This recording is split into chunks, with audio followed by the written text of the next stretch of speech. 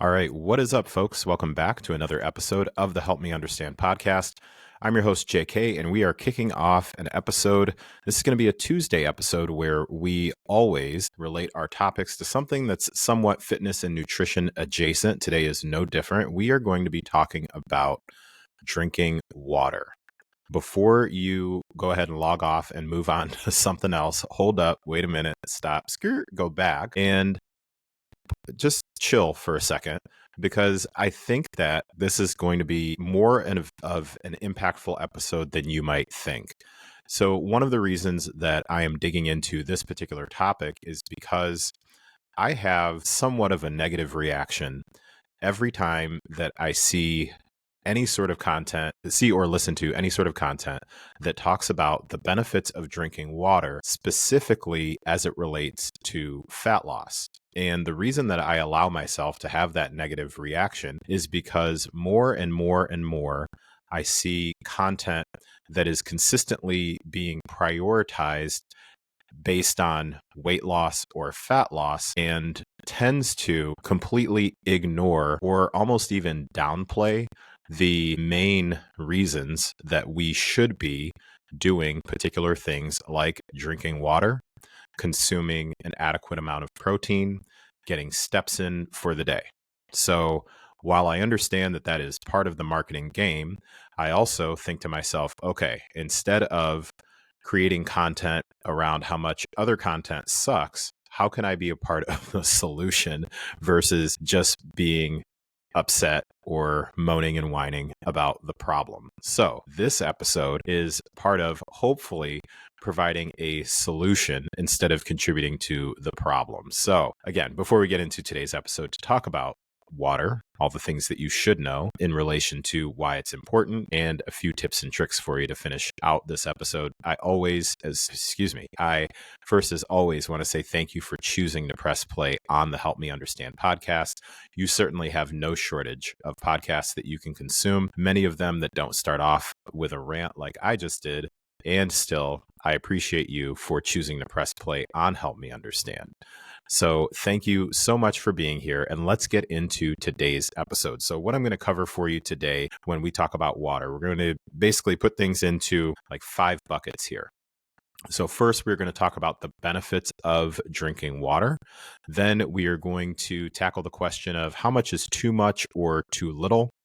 We will also very briefly address electrolytes, because that is something that, from my point of view, does come up in this conversation when it comes to especially those who have not been drinking enough water and are being encouraged to start drinking enough. We need to talk about electrolytes, like what that actually means in relation to drinking enough water. And then I'll talk about a couple of hydration myths that tend to come across my plate, and then I will share with you a couple of tips on how, if you are someone who struggles to drink enough water, and I'll help you define a general range that you can use, understanding that everybody's an individual. However, if you're somebody who tends to struggle with getting in enough water, I will provide you a couple of tips that I use for both myself and my clients to see if we can help you out with that. So first, let's get into talking about why water matters. So there's 3 primary things that I will bucket this into. So 1, water helps with your overall physical performance. So water helps from a lubrication standpoint to help cushion your joints. It also helps to actually transport the nutrients that you hopefully are taking in with your diet, with your nutrition, helps to actually transport those particular nutrients to the proper places.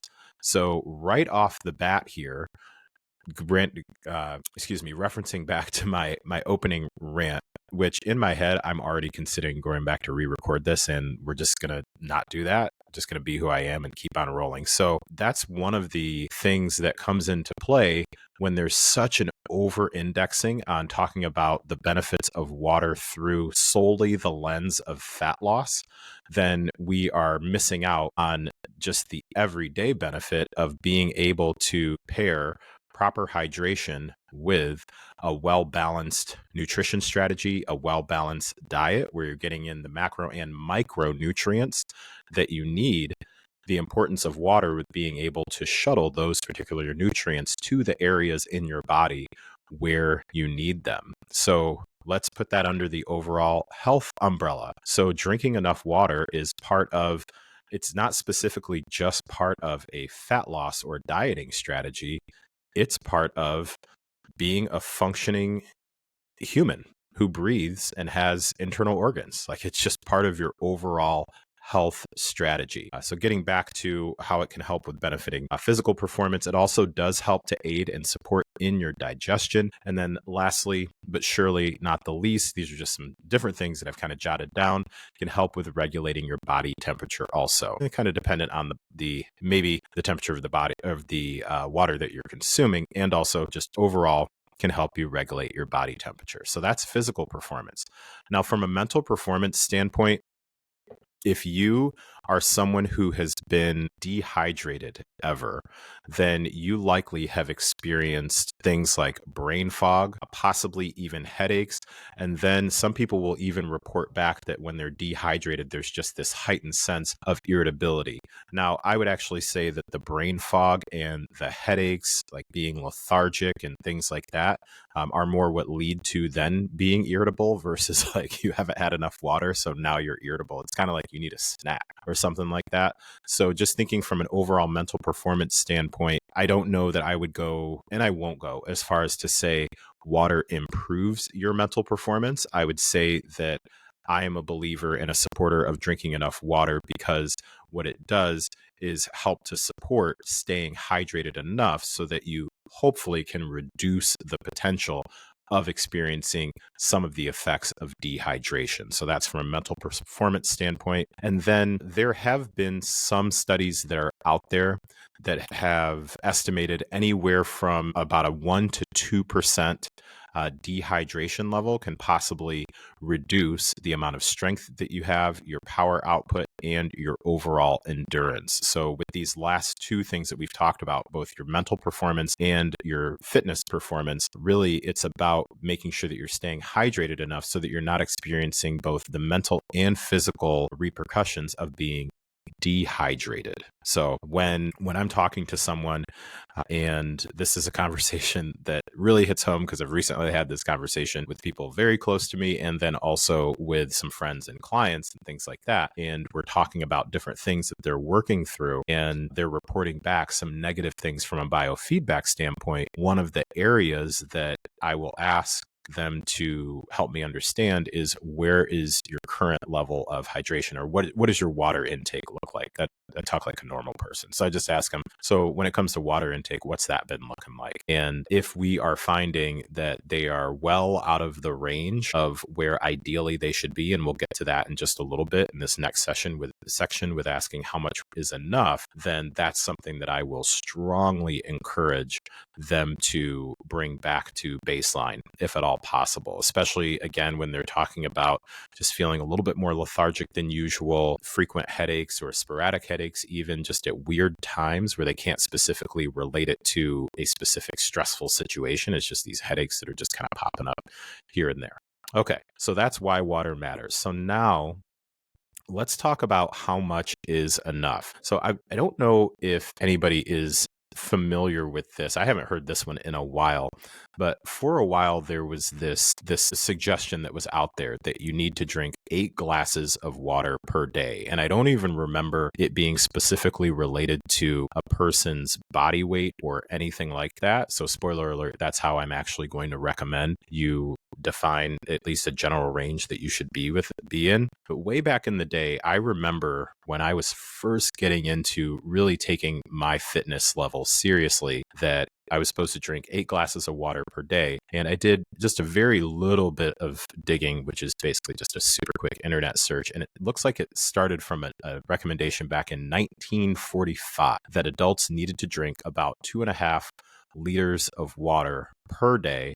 But it also said that most of that can come from food and other drinks also. And that is something to point out too. When we are talking about consuming enough water.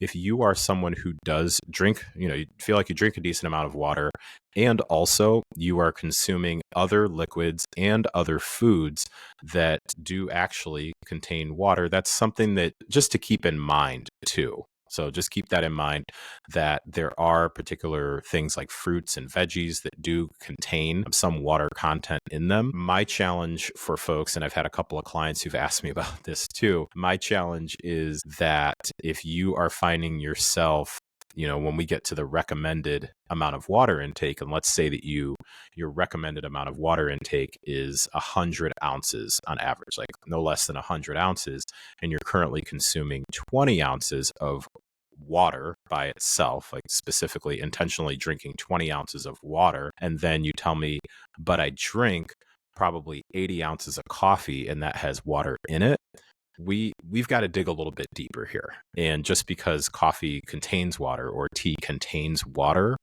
doesn't mean that that is a substitute for drinking like actual water. So miss me with that if you're going to do that. So the 8 glasses a day thing, I'm going to put that under the myth category, the myth umbrella. And the truth is that the amount of water that you will need to drink will definitely vary depending on the individual, depending on the climate that you're in, and also just how much you sweat too, because when those fluids are leaving your body, that includes water. So that's something to keep in mind. So if you are someone who does happen to remember the whole 8 glasses a day thing, I haven't heard that one as much recently. And I want to say, even when I heard about it, it was back in the day when magazines were like the thing. So primarily, I would suggest 2 basic ways that you are identifying, first, how much water to drink, and then 2, if you're drinking enough. So the first way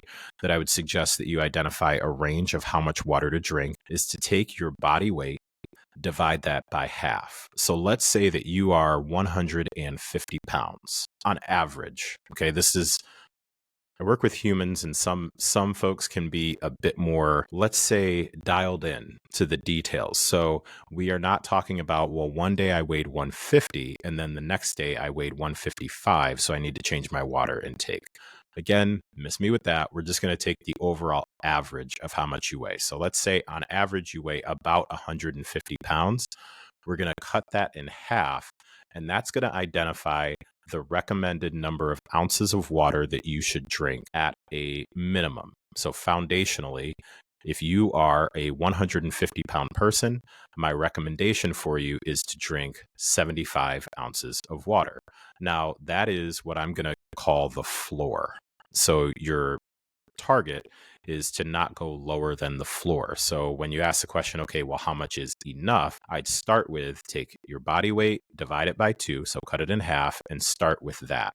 Then on the high-ish end, I would say 1 ounce per pound of body weight. So if you're a 150-pound person, you basically are looking at 75 to 150 ounces per day. And once you're getting towards that higher end, that is where you can also take into consideration that you do have other drinks and foods that also have water content in them. So just keeping that in mind.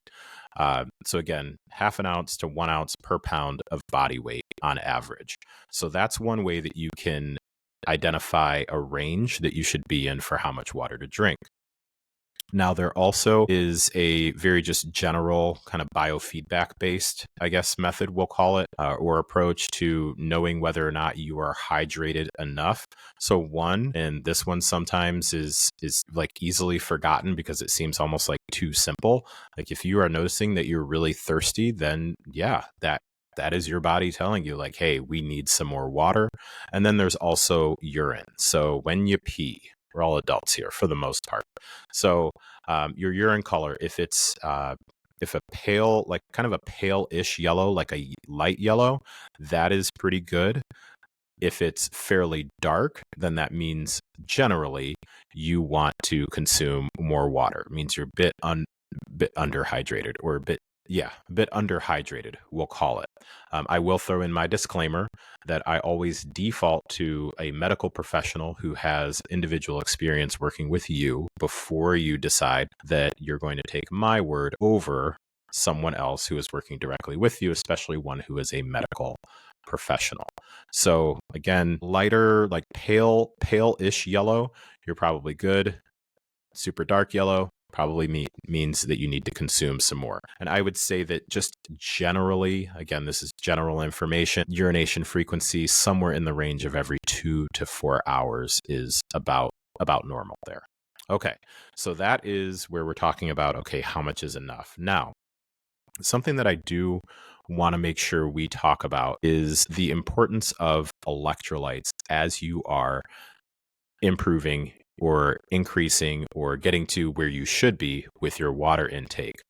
Now, this one really comes to mind for me when it comes to 75 hard. So for those of you who have some familiarity with 75 hard, or even for those of you who don't, because I'm not going to go like super deep into that. I've done previous episodes because I've completed the program and all that stuff before too. This is a common one that comes up when it comes to how much water is too much water and things like that, because one of the tasks in the 75 hard program is that you must consume a gallon, so 128 ounces of water every single day. And that particular amount does not deviate based on the individual. So if you have a 105-pound female doing 75 hard, and then you've got me, a 200 and let's say 230-pound male doing 75 hard, regardless of the difference in our body weights, the amount of activity that we do, the climates that we live in, or anything like that, that particular program dictates that you must drink a gallon, 128 ounces of water every single day. Now, you may be saying, but wait, JK, you just walked me through this whole formula of take my body weight, divide that by 2, and then that would give me a recommended range. Or even if I were to drink, 1 gram per pound of body weight, or not 1 gram, I'm thinking protein, 1 ounce per pound of body weight, then that would give me, if I'm a 105-pound female, that would give me 105. You as, 230-pound guy like that. Yep, I get that. And that is one of the main arguments that people will typically have when it comes to 75 hard, is that 1 gallon recommendation, like, why is that the same for everyone else? I'm not here to answer that question for you here today. I would just tell you, same thing that's stated in that particular program, is if you do have concerns, definitely consult a medical professional prior to deciding that you believe that you're going to drink 128 ounces of water every day. So where do electrolytes come into play here? Okay, so electrolytes become important because electrolytes are essentially minerals, and they carry electrical charges and help your body. So what they do is they'll help to balance out fluids, contract your muscles, and then they send nerve signals. So the main electrolytes, so people throw out this term like electrolytes, but don't necessarily talk about like what they actually are. And I believe some people, maybe until I like really got into nutrition, I heard about electrolytes, but what I knew was basically like drinking Gatorade or something like that, but I didn't really know what was involved with electrolytes. So the main electrolytes that you will hear talked about the most are going to be sodium, potassium, magnesium, and calcium. A lot of ums. So sodium, potassium, magnesium, and calcium. So the reason that those particular things matter, so the reason that electrolytes matter, is if you are somebody who sweats a lot from either workouts or heat or just in general, when you sweat, you're losing more than just the water. You're actually losing salt and minerals too. So your sweat isn't just water.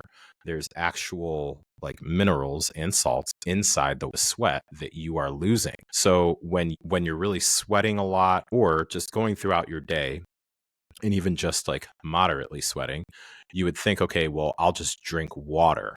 The thing is, when you drink water, you're replacing only the water. not the actual electrolytes. So when you drink something like Smart Water, that will have electrolytes in it. I know there's plenty of other ones that are out there, but that's one of the things. Like when you drink something like Gatorade, that'll contain a whole lot of other things, but also contains electrolytes. So what happens is then that will then replenish and replace a lot of the salt and minerals that you're losing. So the challenge is, if you, again, focus on only increasing your water, and you also are someone who's increasing your activity level or operating at a pretty significant level of activity with exercise. And this sometimes can relate to the whole 75 hard thing, because you are working out twice per day, depending on the intensity. That may be way more than what you're used to. And if you're thinking, okay, well, I'm working out a whole lot more, but that's okay because I'm drinking a lot more water, not necessarily. You need to also take into account that you're losing fluids, but that those fluids is not just water. Those fluids actually contain salt and minerals. So you want to replace those too. So one of the downsides, or a major downside, to consuming a lot of water and not having enough electrolytes is then that's where you can suffer from what's called hyponatremia. So hyponatremia is where you basically have diluted your sodium levels. So things like starting to get more fatigued, some of that brain fog, kind of the dehydration symptoms, headaches, nausea, and things like that. And sometimes it can be difficult for people to identify, because they're like, well, man, I know I'm definitely drinking enough water. Yes, you may be drinking enough water, but are you consuming enough electrolytes? Like, is that included in either or both the water that you're intaking, or the liquids that you intake back, and also the diet that you consume, so your nutrition. So this is where, not to deviate too far, this is where the conversation about like sodium can become really important, because just because something has sodium in it doesn't mean that that's always going to be a bad thing. It's about having a balance all the way through. You also want things that are fairly potassium rich. So we're talking things like banana, sweet potatoes, then things that are magnesium rich. That would be like nuts. Leafy greens can be part of that too. And then like electrolyte powders, you can use things like that. So these are particular ways where, as you are increasing your water intake and pulling on that particular lever, you also want to ensure that you're balancing things out by consuming foods and liquids that also contain electrolytes at the same time. So this is, sometimes I'll talk about what's called like lever pulling, where it's not just this one thing, it's a combination of things. So the big ones that I talk about, it's not just how you eat, it's about also how you eat, how you sleep, how you exercise, and how you take care of your mentals. Like, those are the things that really matter the most in this overall fitness umbrella. So even with this episode, it's not like all of a sudden, okay, well, if I start drinking enough water, then now I'm healthy, I'm good to go, and I'm going to start losing weight, or I'm going to get the body composition that I want. Will it help? Certainly, yes, especially if you are somebody, I'll use myself as an example. I am somewhere in the range of like, I don't know, 223 to 230 just on the average day these days. So my water intake should be somewhere around, like, I usually try to keep my water intake at least at about 120 ounces, somewhere in that range. So if I were to be consuming 2 bottles of water, so that'd be basically about 32 ounces per day, then all of a sudden I am able to bump it up and get to, slowly but surely get to 100 ounces. And I'll actually give you a couple of tips here to close out. But I get up to 100 ounces and I'm starting to notice, like, okay, things are starting to tighten up a little bit. Yeah, I'm using the restroom a lot more, but things are slowly starting to tighten up a little bit. I'm feeling a little bit leaner. Maybe even the scale is dropping somewhat, because, bodily functions, like, things are starting to move in the direction that they should. That doesn't necessarily mean that the water, like, quote unquote, fixed everything. It's just that I brought that more to the level that it should have been. And also, I've still got to make sure that I'm getting in enough sleep. I've still got to make sure that I am consuming a decent amount, an adequate amount of protein for the muscle that I would like to maintain and hopefully build. That'd be cool. I still need to make sure that I'm getting in consistent movement throughout the day. Like there's still other things that need to be done. So I say that to be encouraging and also to be realistic about, it's not about just fixing this one thing and that's like the magic thing. This is something that you need to continue to do for the rest of your life, is drink an adequate amount of water. Okay, I do want to talk about a couple of myths, and I'll make this pretty quick, and then talk about a couple of tips here. So one of the tips, or one of the myths that I heard out there is, if you're thirsty, that means you're already dehydrated. That's not necessarily true. So earlier when I was talking about like signals or biofeedback that you could potentially be dehydrated, is if you're like ravenously thirsty or very thirsty. Yeah, it could be true, but it's not necessarily all of a sudden like a red alert, like orange level threat that you are now dehydrated. It's an effective like early signal here, but it's not like all of a sudden we need to go into crisis mode. When I used to teach spin classes, actually, one of my signature lines was like, drink before you think you need to. And that was more of a reminder of, hey, let's just try to take some sips of water here and there. Now that bit of a different scenario, because you're talking about very high intensity for almost 40 minutes to an hour, were how long my spin classes were. So during those particular classes, you really want to stay hydrated, because that's a little bit different, where you're involved in the intense activity and you cannot afford to slowly but surely become dehydrated during that, because that's where like cramps and things like that really can come into play. But if we're talking about just going through your average day and you notice that you're thirsty, it doesn't mean that you're dehydrated. It's essentially, from my perspective, I'll tell folks that's just an early signal that, okay, we need to maybe like start sipping on some water. We don't just need to all of a sudden like attach our lips to a fire hose. Like, we're going to be okay. All right, myth number 2, coffee dehydrates you. I haven't found any evidence of this to say that I agree that, okay, well, coffee is going to make you dehydrated. Again, back to my larger point around how it's not one thing or the other. It's all of these different things working together with each other. It's more a matter of, like, first, remember, coffee does include water, and that's fine. But go back to my example where I talked about somebody who should be drinking like 100 ounces of water, but they're drinking 20 ounces of water and then 80 ounces of coffee. That's not the same. Like, the math does not math there. So although it is a myth from my perspective that coffee dehydrates you, there is definitely some truth to the fact that if you're constantly consuming mostly coffee and barely consuming water, then it's really not that the coffee dehydrates you. It's that you're not drinking enough water, so you end up dehydrated, and you're trying to substitute not drinking enough water by drinking enough coffee. That's really more what it's all about. Okay.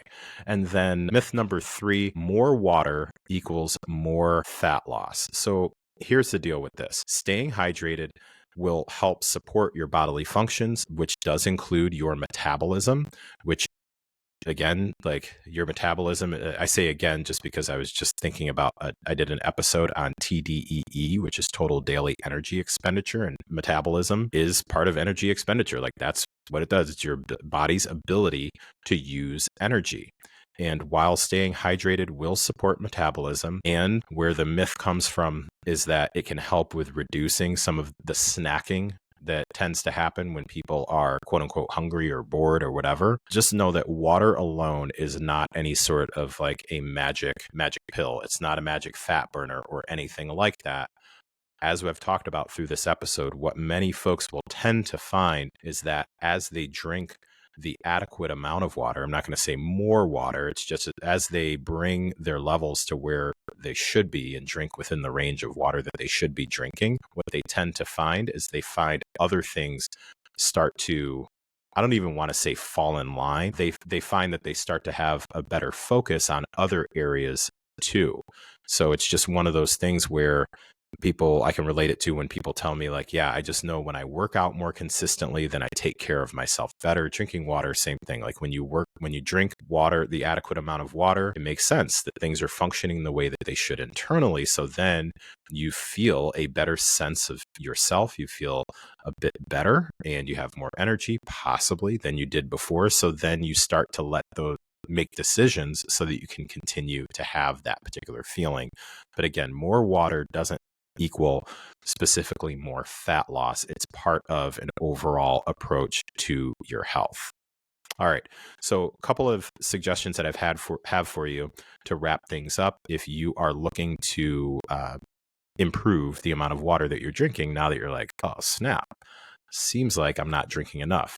One is if you already have particular things that you drink. So let's say you wake up and you always have a cup of coffee in the morning. I'm going to challenge you to have a glass of water before you drink your coffee. So for my coffee drinkers, like first thing in the morning, it's lips to the mug. I'm going to say first things first, as you're making your coffee, drink a bottle of water prior to that. And then also, second tip would just be identify actually what your water target is and try to slowly get to that by 16 ounces per week. So let's say, and let's make it easier, let's say like 15 ounces. So let's say that right now I'm supposed to be around 100 ounces per day. And right now I'm drinking about 50. I wouldn't recommend that all of a sudden you're just like 0 to 100 or 50 to 100, I guess it would be real quick. You're at 50 right now. Let's get to 65. So try and average out 65 ounces per day for that week. Then once you can hit that, the next week, let's see if I can do math. Let's try and get to 80 ounces. And I picked 15 because your average bottle of water is going to be like 16.9 or 16.7 ounces. I can't remember. So if we go 15, and we drink an additional bottle of water, we're actually going to be exceeding that. And many of the like thermoses and bottles and cups and reusable, like all that stuff, many of those are at least 16 ounces, with most of them being much more than that. I can't even remember. What are the Stanleys, like 40 or something like that? And then there's some that are just massive, like 40, 60. There's one called like a Bubba and stuff like that. So there's plenty that's out there. So that would be my second tip for you is make sure that you actually identify what your targeted range is and then try to increase that by 15 ounces on average, 15 ounces a day, but do that week over week.